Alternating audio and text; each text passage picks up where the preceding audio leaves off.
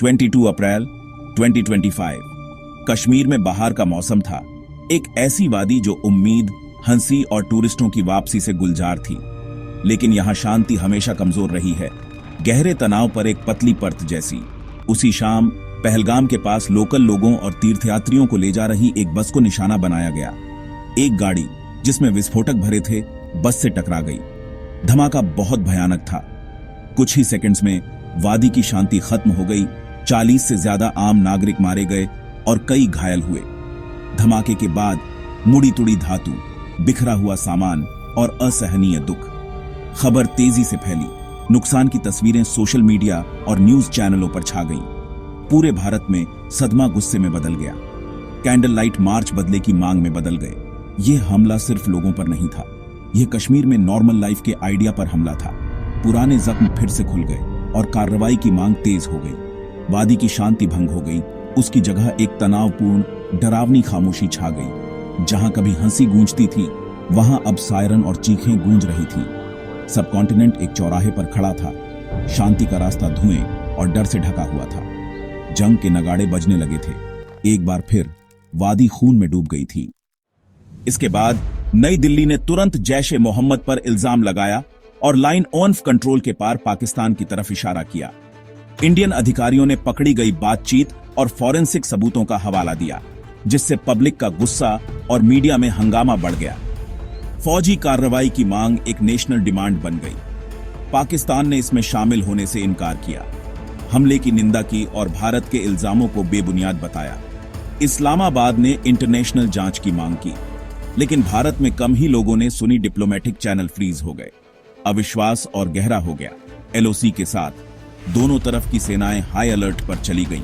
Artillery की लड़ाई तेज हो गई, जिससे दोनों देश जंग के और करीब आ गए। इल्जाम लगाने का खेल खत्म हो गया था। फौजी तनाव शुरू हो चुका था।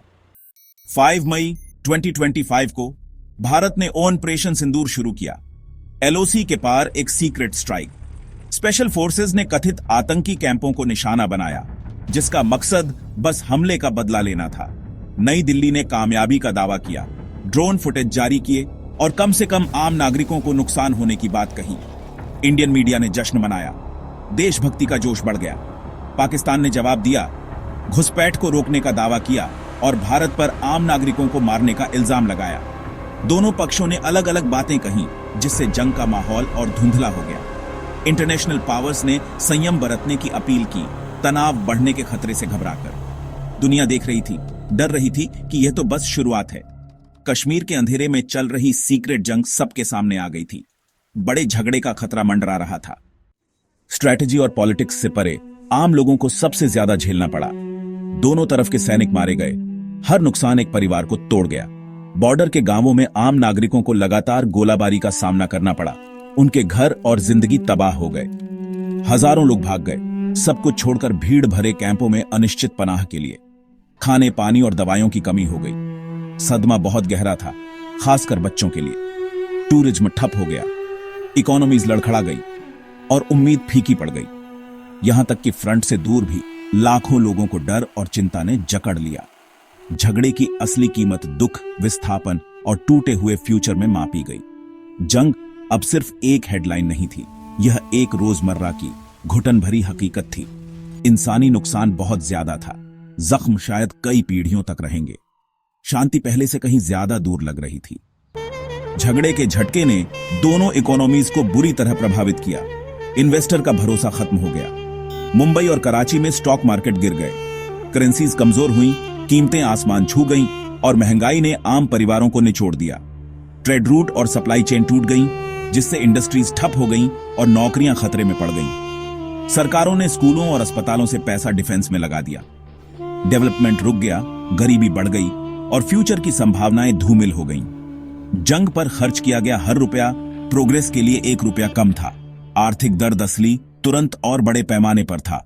झगड़े और गरीबी का चक्र अटूट बनने का खतरा था। दुनिया देख रही थी, चिंतित। यह कोई आम बॉर्डर का झगड़ा नहीं था। भारत और पाकिस्तान दोनों न्यूक्लियर पावर्स हैं। हर तनाव से तबाही का खतरा था। भारत की नो फर्स्ट यूज पॉलिसी और पाकिस्तान की फर्स्ट यूज डॉक्ट्रिन ने एक खतरनाक असंतुलन पैदा किया। एक गलती से ऐसा कुछ हो सकता था जो सोचा भी नहीं जा सकता। मीडिया और पॉलिटिकल बयानबाजी ने देशभक्ति को बढ़ावा दिया, जिससे डिप्लोमेसी के लिए जगह कम हो गई। नेता पब्लिक के गुस्से के दबाव में पीछे हटना मुश्किल पा रहे थे। इंटरनेशनल पावर्स ने मध्यस्थता के लिए हाथ पैर मारे, ग्लोबल नुकसान के डर से।